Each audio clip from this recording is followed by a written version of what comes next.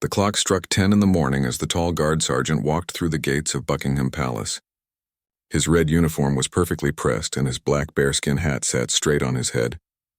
23 years of military service had taught him to read crowds like a book. And today, something felt different.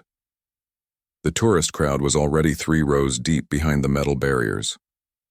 Buses from different countries had been dropping off visitors all morning. French families with excited children pointed at the palace windows. A group of teenagers from somewhere in Europe were taking selfies and laughing loudly. American tourists in bright clothing held up phones to record everything. The sergeant gathered his guards for their morning briefing. 6 men stood at attention, each one a trained soldier who had earned the right to wear the famous red tunic. These weren't actors or performers. They were real military personnel who had served their country in places most tourists would never see. "Remember, gentlemen," the sergeant said in a low voice, "we represent more than ourselves today. Every movement, every word reflects on the crown and our regiment. The tourists don't always understand what we do here, but that doesn't change our duty." The youngest guard nodded. He had only been on ceremonial duty for 3 months, but he already knew the challenges. Some days were peaceful, with respectful visitors who kept their distance. Other days brought people who saw the guards as living statues or theme park attractions. As the guards took their positions, the sergeant noticed a group of teenagers pushing against the barriers. They were testing how close they could get, seeing if anyone would stop them. One boy had his phone out, clearly planning to film something. The way they whispered and giggled told him they weren't planning anything respectful. An older tourist in a baseball cap was explaining to his family that the guards weren't real soldiers anymore. "They're just for show," he said loudly enough for everyone to hear. "Like the ones at Disney World. They can't actually do anything." The sergeant felt his jaw tighten, but his expression never changed. This was exactly the kind of attitude that led to problems. When people thought the guards were just costumed performers, they felt free to treat them like objects instead of people. A young woman with a large camera started looking for the best angle to get her shot. She kept moving closer to the rope barrier, clearly planning to get as close as possible. Her boyfriend encouraged her, saying the guards couldn't move or react no matter what she did. The morning air was getting warmer and more tourists kept arriving. Tour guides led groups past the barriers, some explaining the history properly while others just pointed and moved on. The good guides taught their groups about respecting the guards and the importance of the ceremony. The bad ones treated it like a quick photo opportunity. Children pressed against their parents, asking why the guards wore such tall, fuzzy hats and whether they were real people. Some parents took the time to explain about tradition and respect. Others just pushed their kids forward for a picture without any thought about proper behavior. The sergeant could see it was going to be one of those days. The crowd was restless. The tourists were getting bolder and several people were already testing boundaries. In his experience, when the morning started like this, it usually got worse as the day went on. He made eye contact with each of his guards, a silent signal that they all understood. Stay alert, stay professional, be ready for anything. They had trained for difficult situations, and today it looked like they would need that training. The famous ceremony was about to begin, and hundreds of people were watching. Some came to witness a piece of living history. Others came hoping to see something go wrong or to push the guards into reacting. The sergeant straightened his shoulders and prepared for whatever the next hour might bring. The tourists had no idea that beneath those red uniforms stood men who had served in combat zones, who had been trained to handle much more serious situations than rude visitors. They would soon learn that respect wasn't optional, and that these guards were very real soldiers who took their duty seriously. As the ceremony began, the sergeant noticed the teenagers were whispering more excitedly. The woman with the camera was inching closer to the barrier. The man in the baseball cap was still telling anyone who would listen that the guards were fake. It was going to be an interesting hour. The American tourist in the bright yellow shirt had been watching the guard for 5 minutes, clearly planning something. His friends stood behind him with their phones ready, encouraging him to go for it and get the epic shot. The guard stood perfectly still at his post, rifle at his side, eyes focused straight ahead. "Dude, I bet he won't even blink," the tourist said to his buddies. "These guys are like robots. Watch this." Without warning, he ducked under the rope barrier and jogged over to stand right next to the guard. The crowd immediately started murmuring, some people gasping at his boldness. Camera phones came up everywhere as tourists realized they might witness something dramatic. The guard remained motionless, but his training had kicked in the moment the barrier was crossed. He was aware of exactly where the intruder stood, how many steps away he was, and what his hands were doing. Years of military service had taught him to assess threats while appearing completely calm. "Say cheese, buddy," the tourist said loudly, holding up his phone for a selfie. When the guard didn't react, he moved closer, practically leaning against the red uniform. "Come on, man, just one little smile? I came all the way from Texas for this." Other tourists started laughing and calling out suggestions. "Make a funny face. Do a dance. Bet you can't make him laugh." The situation was turning into entertainment for the crowd, exactly what the guard had been trained to prevent. The tourist became more aggressive when he didn't get the reaction he wanted. He started waving his hand in front of the guard's face, trying to block his vision. "Hello, anybody home in there?" He snapped his fingers near the guard's ear. "Earth to British soldier boy." Still no reaction from the guard, which only made the tourist more determined. He began making silly faces and gestures, clearly trying to get something on video that would go viral back home. His friends were recording everything, laughing at what they thought was harmless fun. "Maybe he's deaf," the tourist announced to the crowd. Hey! Can you hear me?" He clapped his hands loudly right next to the guard's head. "I think these guys might actually be statues. Like really good fake ones." An elderly British couple in the crowd looked uncomfortable. "That's not right," the woman whispered to her husband. "He shouldn't be doing that."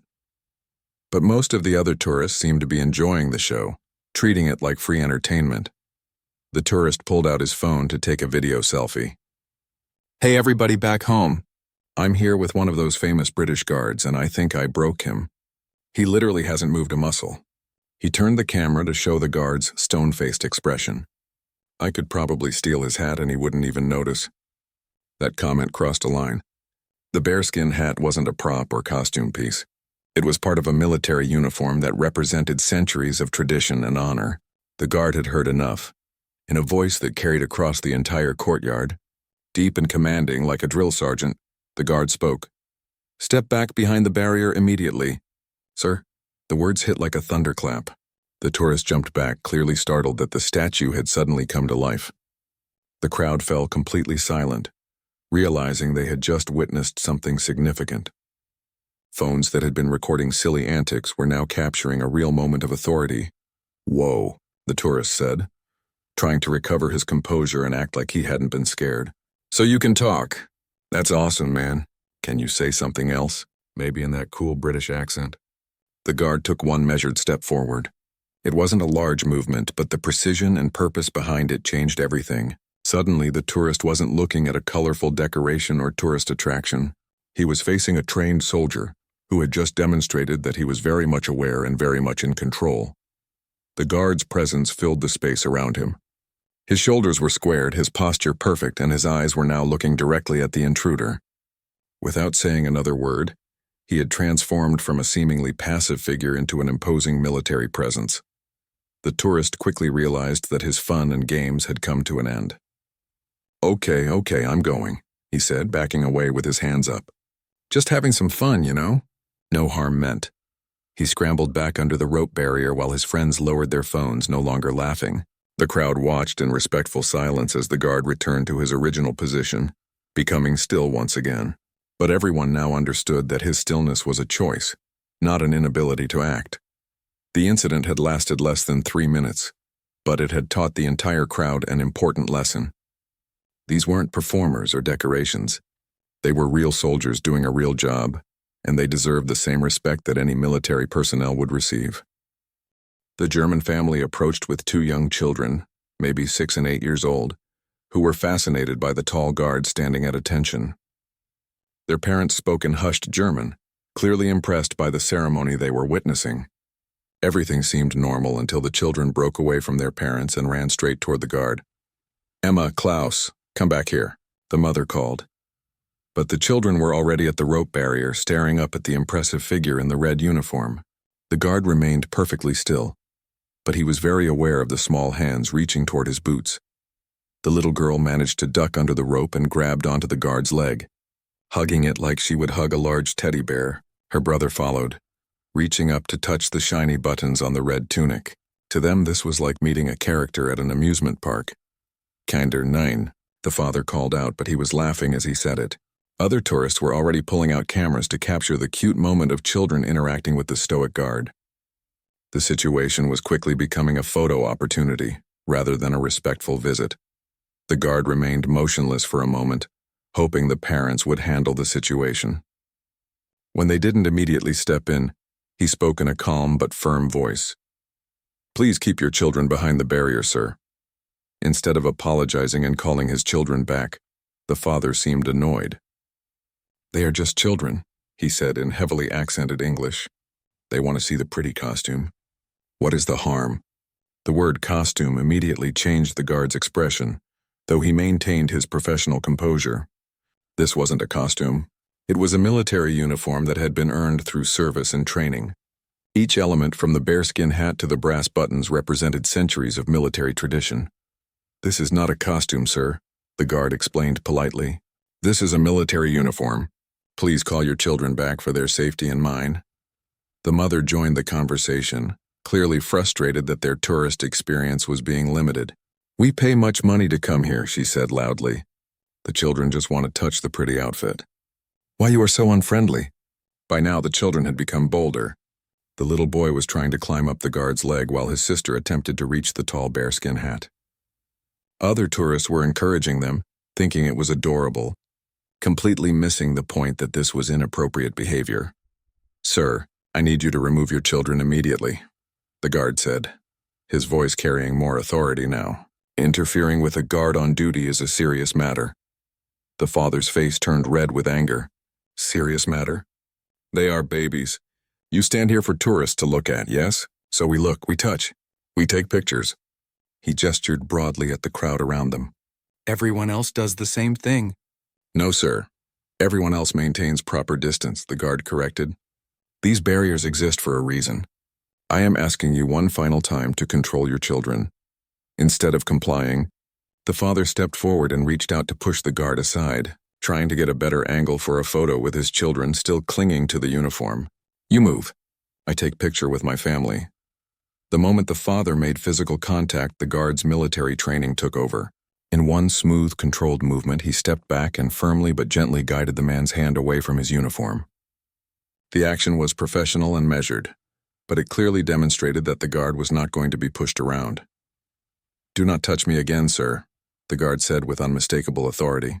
"Remove your children now, or I will call security to escort your family from the premises." The father was shocked that the guard had actually responded physically, even though it had been completely appropriate and restrained. The crowd had gone quiet, sensing that this had escalated beyond a simple misunderstanding. "You cannot touch me," the father protested. "I am tourist. I have rights, and I have duties," the guard replied calmly. "One of those duties is maintaining security at this location. Your children are in a restricted area, and you have made physical contact with military personnel. Those are violations of regulations that exist for everyone's safety." An elderly British gentleman in the crowd stepped forward. "Excuse me," he said to the German family, "but the guard is absolutely right. Those barriers are there for good reasons, and you really shouldn't let your children cross them." Other tourists began murmuring agreement. The father realized that public opinion was turning against him. Embarrassed and angry, he finally called his children back in sharp German. The little ones reluctantly let go of the guard's uniform and returned to their parents. "This is not good customer service," the mother complained as they gathered their things. "Very rude treatment for paying tourists." The guard maintained his position as the family moved away, but his voice carried clearly across the courtyard. "Respect is not something you can purchase with a ticket, madam. It must be earned and given freely." Several tourists actually began clapping at this response. The German family hurried away, clearly embarrassed by the attention their behavior had drawn. Meanwhile, other parents in the crowd quietly pulled their own children closer and had whispered conversations about proper behavior. The incident had lasted only a few minutes, but it had educated everyone present about the difference between visiting a tourist attraction and showing respect for military personnel and traditions. The group of college students from Australia had been drinking since breakfast, celebrating their European vacation with too much enthusiasm and too little respect. When the changing of the guard ceremony began, They saw it as entertainment rather than a military tradition that deserved reverence. "This is so dramatic," one of the students laughed, pulling out his phone to record. "Look at them marching around like they're going to war or something. It's like a fancy parade." As the guards moved through their precise formation, executing movements that had been perfected over centuries, the students began to mock them. They fell in line behind the soldiers, imitating their steps in an exaggerated comedic way. Left, right," one student called out loudly, making his steps extra high and swinging his arms dramatically. "Look at me, I'm a fancy British soldier." His friends joined in, creating their own ridiculous version of the ceremony. They marched in a line behind the real guards, making silly faces at the cameras and treating the whole thing like a joke. Other tourists started recording them instead of the actual ceremony, which was exactly what they wanted. "Check this out," another student said, pretending to hold a rifle like the guards. "I'm protecting the Queen from dangerous tourists." Very serious business. He made exaggerated serious faces while his friends burst into laughter. The real guards continued their ceremony with perfect discipline, but the guard captain had noticed the disruption. He could hear the laughter and mocking voices behind his formation, and he could see tourists turning their attention away from the actual ceremony to watch the students' performance. "We should totally post this everywhere," one student whispered loudly to his friend. "British guards get pranked by Aussie legends. This is going to get millions of views." They became bolder as they realized they weren't being stopped. One student pretended to faint from the heat while wearing an imaginary heavy hat. Another acted out being so stiff that he couldn't bend his knees. They were turning a solemn military ceremony into their personal comedy show. "I don't think you're supposed to be doing that," an American tourist said to them quietly, looking uncomfortable with their behavior. "Relax, mate," one of the students replied. "It's just a bit of fun. These guys are professional statue people. They can't do anything about it anyway." The guard captain had heard enough. During the ceremony, guards are not supposed to break formation, except in cases of serious security threats.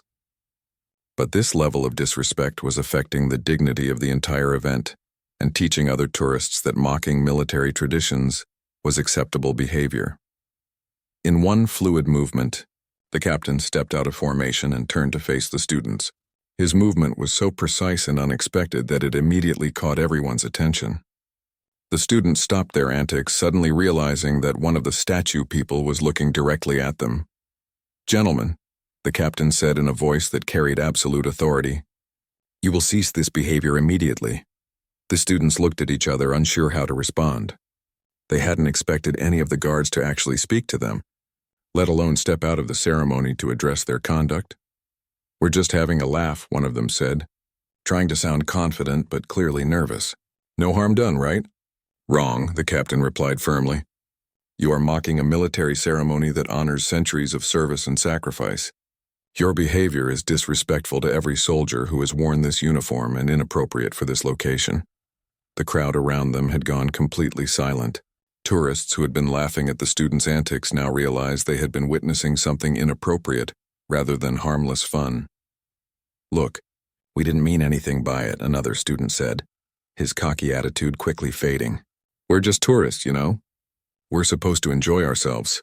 "Enjoying yourselves does not require disrespecting others," the captain explained. "These uniforms represent men who have served in combat, who have defended their country, and who have earned the right to perform this ceremony. When you mock us, you mock their service and sacrifice." One of the students shifted uncomfortably. "We didn't know it was that serious. We thought it was just, like a show or something." "This is not a show," the captain said firmly. "We are active military personnel performing ceremonial duties. The fact that we maintain discipline and composure does not mean we are not real soldiers deserving of respect." The students looked around and realized that the entire crowd was watching them, and not in a supportive way. What had seemed like harmless fun moments before now felt foolish and disrespectful under the captain's steady gaze. "We'll stop," the first student said quietly, his earlier bravado completely gone. "Sorry, we didn't realize it." "Now you do realize," the captain said.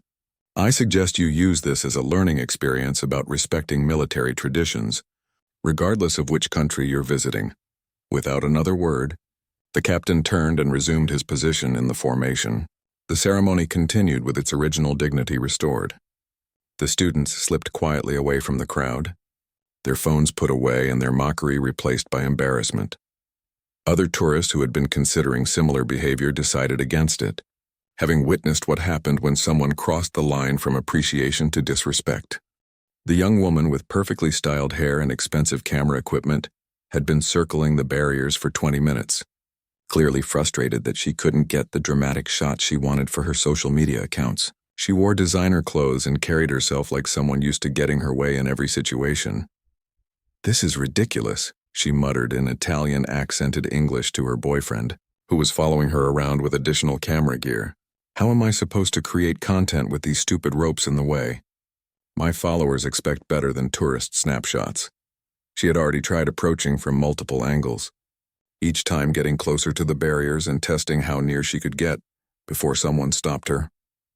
The guards had noticed her behavior, but so far she hadn't actually crossed any lines. "Maybe we should just work with what we can get," her boyfriend suggested, looking nervous about her increasingly bold attempts to get closer. "There are other places we can film." "No," she said firmly, adjusting her camera settings. "I didn't fly all the way to London to take basic photos that look like everyone else's. I need something unique, something that will really pop on my feed." She studied the guard positions, looking for the best opportunity to get past the barriers. In her mind, this was about artistic expression and creating engaging content. She genuinely didn't understand why the restrictions existed, or that the guards were real military personnel with actual security responsibilities. "Okay, I have an idea," she announced, pulling out her phone to check her appearance. "I'm going to get right up next to one of them for the shot. Just for a second. What's the worst that could happen?" Before her boyfriend could protest, she ducked under the rope barrier and walked confidently toward the nearest guard. She held her camera up, trying to get the perfect angle with the palace in the background and the guard's impressive uniform filling the frame. "Don't worry," she called back to her boyfriend. "This is going to be amazing content. My agency is going to love this." The guard she approached remained perfectly still, but he was immediately aware of the violation. His training kicked in as he assessed whether this was a security threat or simply someone who didn't understand the rules. The woman seemed focused on photography rather than anything threatening, but regulations were clear about unauthorized personnel in restricted areas. "Excuse me, miss," the guard said professionally. "You need to return to the designated viewing area immediately." She looked up from her camera, annoyed that he had spoken and potentially ruined her shot. "I just need 1 minute," she said, continuing to adjust her camera angle. "This lighting is perfect right now. Can't you just stand still like you're supposed to? I am asking you to step back behind the barrier now," the guard repeated, his voice carrying more authority. "Look, I'm a professional photographer," she explained, as if that would change the rules. "This is for my portfolio and my social media work. I'm not hurting anything, I just need better access for quality shots." She moved even closer, trying to get a dramatic low-angle shot that would make the guard look imposing and heroic. In her mind, she was creating art that would actually make the guards look good. She couldn't understand why anyone would object to that. "Miss, this is a restricted area," the guard explained patiently. "These barriers exist for security reasons, not to limit your photography. You must return to the public viewing area." "Security reasons?" She laughed, thinking this was an overreaction. "I'm one person with a camera, not a terrorist. Can't you just relax the rules for 2 minutes? I promise I'll make you look amazing in the photos." Her boyfriend was frantically gesturing for her to come back, clearly understanding that she was pushing too far. Other tourists were watching the situation develop, some pulling out their own phones to record what might happen next. When she ignored his warnings and started moving toward the palace entrance for an even more dramatic backdrop, the guard realized that polite requests weren't working. She was either unable or unwilling to understand that rules applied to her just like everyone else. "Final warning, miss. Return to the barrier area or you will be escorted from the premises." "Escorted?" she said incredulously. "By who? You can't leave your post to chase tourists around. Besides, I'm creating content that promotes British tourism. You should be thanking me." That's when she made her critical mistake. Seeing what she thought was the perfect shot opportunity, she made a sudden dash toward the palace entrance, her selfie stick extended to capture the moment. In her mind, she would get the dramatic footage she wanted and be back behind the barriers before anyone could stop her. The guard moved with lightning speed that shocked everyone watching. His response was controlled but decisive, intercepting her path and firmly but safely stopping her advance. The movement demonstrated years of training in crowd control and security procedures. "Ma'am, you are in violation of security protocols," he said firmly, maintaining his professional demeanor despite her reckless behavior. "You will come with me to speak with palace security." Only then did she realize that her artistic vision had crossed into serious territory. The guard wasn't a prop for her photos or a statue that couldn't respond. He was a trained security professional who took his job seriously, and she had just discovered the difference between ceremonial duties and real authority. Her boyfriend rushed over, apologizing profusely as security personnel appeared to handle the situation. What had started as a quest for the perfect social media content had turned into a lesson about respecting boundaries and understanding that some rules exist for very good reasons. The middle-aged man in the wrinkled business suit had been complaining loudly for the past 10 minutes, and his voice was carrying across the entire courtyard. He spoke with a local London accent, which made his disrespectful comments even more disappointing to the other British tourists who could hear him. "Absolute waste of taxpayer money. This whole thing," he announced to anyone within earshot, standing around in fancy dress playing soldier for the tourists. "Meanwhile, real problems in this country go unsolved because we're spending money on the circus." His wife tugged at his sleeve, clearly embarrassed by his behavior. "Keep your voice down, Robert," she whispered urgently. "People are staring." "Let them stare," he replied, gesturing broadly at the guards. "Maybe more people need to hear the truth about this ridiculous pageantry. These aren't real soldiers anymore. They're glorified tour guides in costume." A group of American tourists nearby looked uncomfortable with his commentary. They had come to witness what they understood was an important British tradition, and this man's loud criticism was ruining the experience for everyone around him. The guard he was criticizing stood at perfect attention, maintaining his composure despite the growing volume and hostility of the man's comments. This particular guard was a decorated veteran who had served 3 tours in Afghanistan before being selected for ceremonial duties. The irony of being called a fake soldier was not lost on him. "Look at them," the man continued, his voice getting louder and more aggressive, "standing there like dolls pretending to be important. What exactly are they protecting us from? Aggressive photographers? Rude tourists? Give me a break." He started walking closer to the barriers, using the guard as a visual aid for his rant. This one here probably hasn't seen a day of real military service in his life. Just learned to stand still and look serious for the cameras. Other tourists began moving away from him, sensing that his behavior was crossing lines of basic decency. Parents pulled their children closer, not wanting them to witness such disrespectful treatment of the military personnel. "In my day," the man declared, "soldiers had real jobs to do. They didn't play dress-up for tourists who want to take pictures with living museum pieces. This whole thing is an embarrassment to what the military used to represent." His wife tried once more to calm him down. "Please, Robert, you're making a scene. These people are just doing their jobs, and is exactly," he said triumphantly. "Their job is to stand there and look pretty for visitors. That's not military service, that's performance art. And we're all paying for it with our tax money." The guard remained perfectly still, but other tourists could see the tension in his jaw. Being publicly humiliated and having his service questioned was testing his professional discipline in ways that actual danger never had. The man moved even closer to the barrier, pointing directly at the guard now. "You see?" No reaction at all, because they're trained to be decorations, not soldiers. Real military personnel would respond when someone was talking to them. That comment hit particularly hard because it revealed the man's complete misunderstanding of military discipline and the level of self-control required to maintain ceremonial duties while being verbally attacked. "They're overpaid actors," the man continued, his voice now loud enough that tourists across the courtyard could hear him, "playing at being important while real soldiers are overseas doing actual work. This is what happens when tradition becomes more important than purpose." An elderly veteran in the crowd had heard enough. "Excuse me, sir," he said firmly, approaching the complaining man. "But you're absolutely wrong about these guards. I served for 30 years and I can tell you that ceremonial duty requires real soldiers with real training." "Oh, please," the man scoffed. "Don't give me that romantic nonsense about tradition and honor. This is 2025, not 1825. We don't need people playing soldier for tourists anymore." The veteran's face hardened. "Playing soldier? Sir, these guards are active military personnel. They've earned their positions through service and dedication. Your comments are insulting to everyone who's worn a uniform." But the man was too caught up in his rant to listen to reason. "Service? What service? Standing in one spot for an hour? My security guard at work does more actual protecting than these costume-wearing performers." That was the moment the guard finally spoke.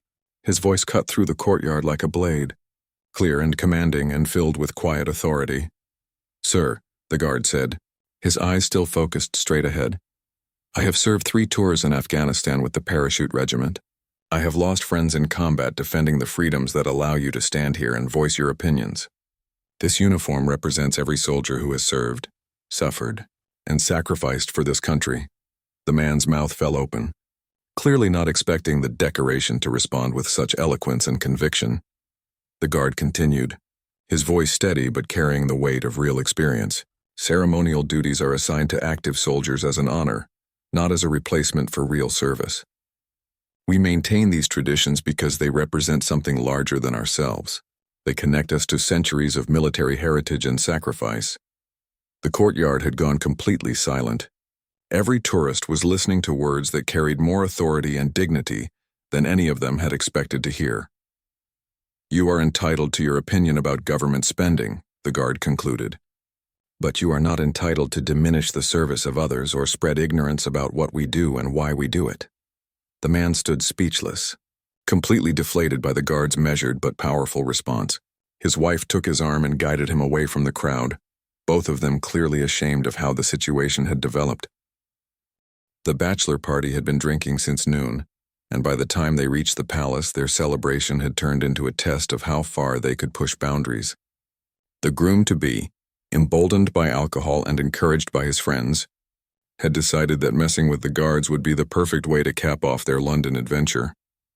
"I bet I can make one of them break," he slurred to his friends, who were recording everything on their phones. "These guys aren't allowed to move, right? So I can do whatever I want and they can't stop me." His friends laughed and urged him on, treating the situation like a game rather than recognizing they were dealing with trained military personnel.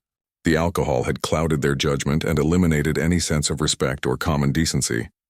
The guard they approached stood at his post with perfect discipline, but he was immediately aware of the potential threat approaching. Years of training had taught him to recognize different types of situations, and drunk, aggressive individuals required particular caution. "Hey there, toy soldier," the drunk man called out loudly. "I heard you guys are like robots. Is that true? Can you even think for yourself? Or are you just programmed to stand there?" The guard remained motionless, hoping the situation would resolve itself when the man got bored. But alcohol and peer pressure were driving the tourist to escalate rather than back down. "I'm talking to you," the man said, moving closer to the barrier. "Don't you know it's rude to ignore people? My mates here think you're not even real, maybe just a really good wax figure." His friends found this hilarious, encouraging him to get closer and prove whether the guard was real or not. They had no understanding of the restraint the guard was showing or the seriousness of what they were doing. The drunk tourist started making loud noises, clapping his hands and shouting to see if he could get any reaction. When that didn't work, he began making rude gestures and comments about the guard's appearance and uniform. "Nice dress," he called out. "Is that your everyday outfit or just for special occasions? And what's with the fuzzy hat? Did you kill a bear to make that? Or did you just raid your grandmother's closet?" Other tourists in the area began moving away, sensing that the situation was getting uncomfortable and potentially dangerous. Parents pulled their children back, not wanting them to witness what was clearly inappropriate behavior.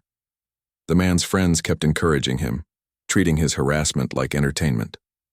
"Go closer," they called out. "See if you can touch him. Bet you can't make him laugh." They were so focused on getting good video content that they completely ignored how wrong their behavior was. Emboldened by his audience, the drunk tourist started throwing small objects toward the guard. First, it was just coins from his pocket, claiming he was tipping the performer. Then he began tossing bits of food from a snack he'd been eating. "Come on, mate," he shouted. "Give us a show. Do something interesting. We didn't come all this way to watch a statue." The guard maintained his composure, but he was carefully tracking every movement and assessing the escalating threat.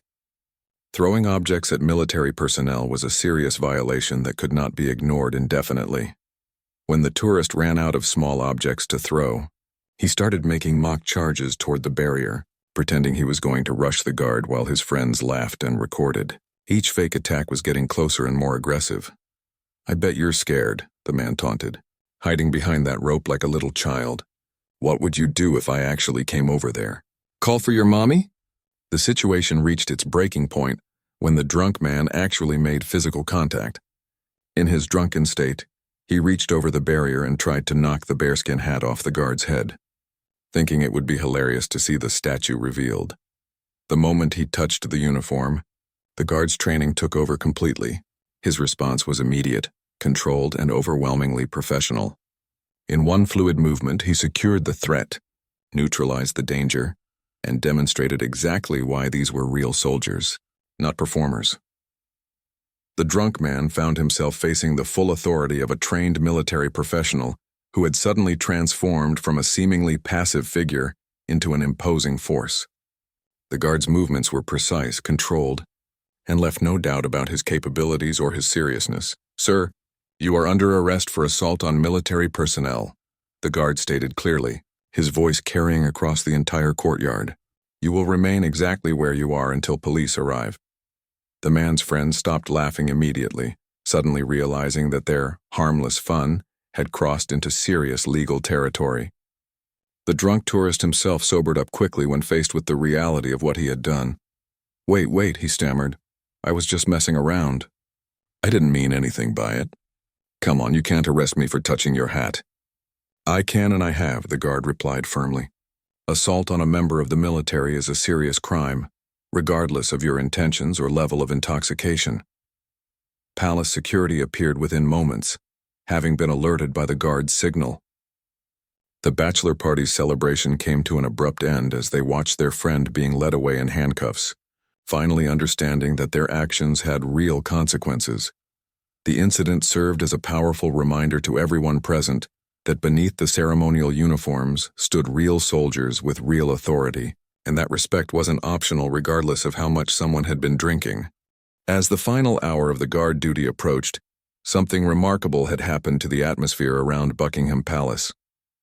Word of the various incidents had spread through the crowd like ripples in a pond, and the entire dynamic between tourists and guards had fundamentally changed.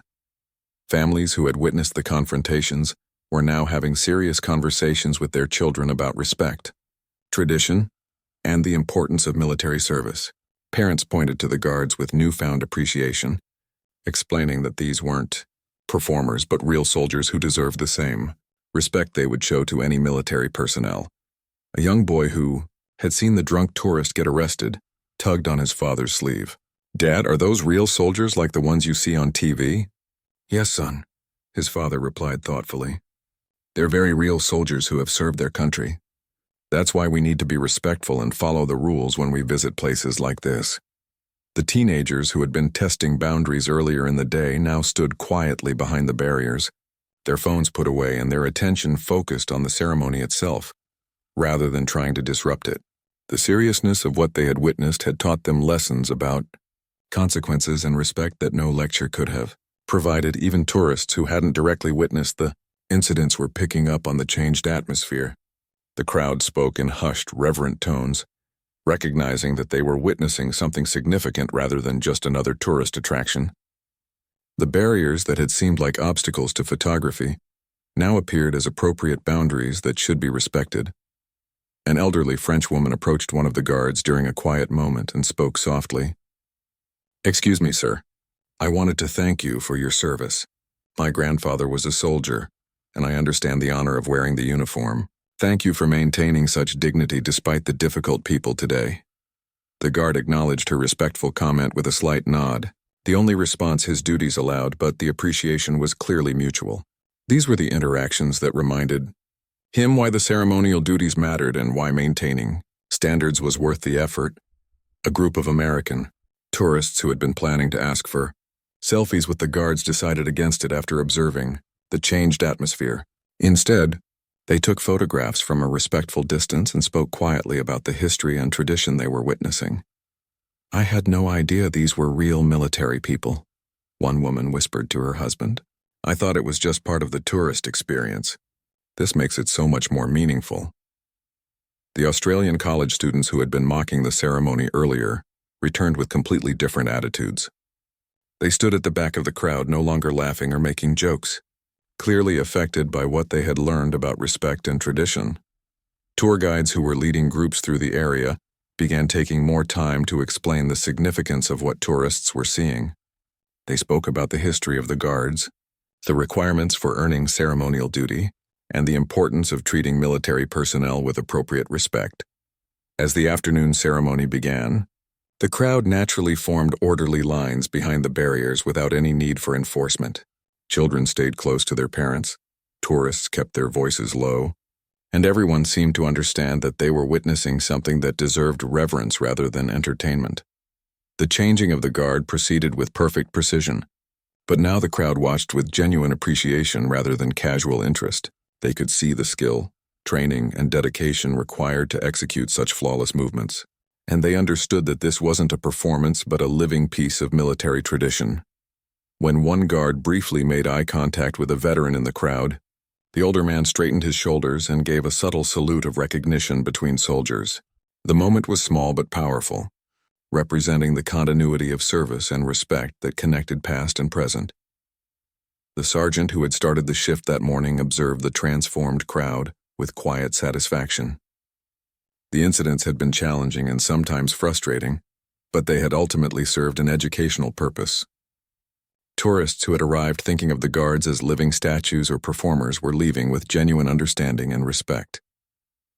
As the final ceremony of the day concluded, the guards marched away with their dignity intact and their purpose fulfilled. They had protected more than just the palace that day. They had protected the honor and tradition of military service itself. The crowd dispersed slowly, many people lingering to absorb what they had experienced. Conversations continued about respect, tradition, and the real people who stood behind the famous uniforms. Parents promised their children they would learn more about British military history when they got home. The guards had done more than perform their ceremonial duties that day. They had educated hundreds of visitors about the difference between entertainment and honor, between tourist attractions and military tradition. The hour that had begun with disrespect and confusion had ended with understanding and appreciation, proving that sometimes the most important lessons come from standing firm on principles when others try to compromise them.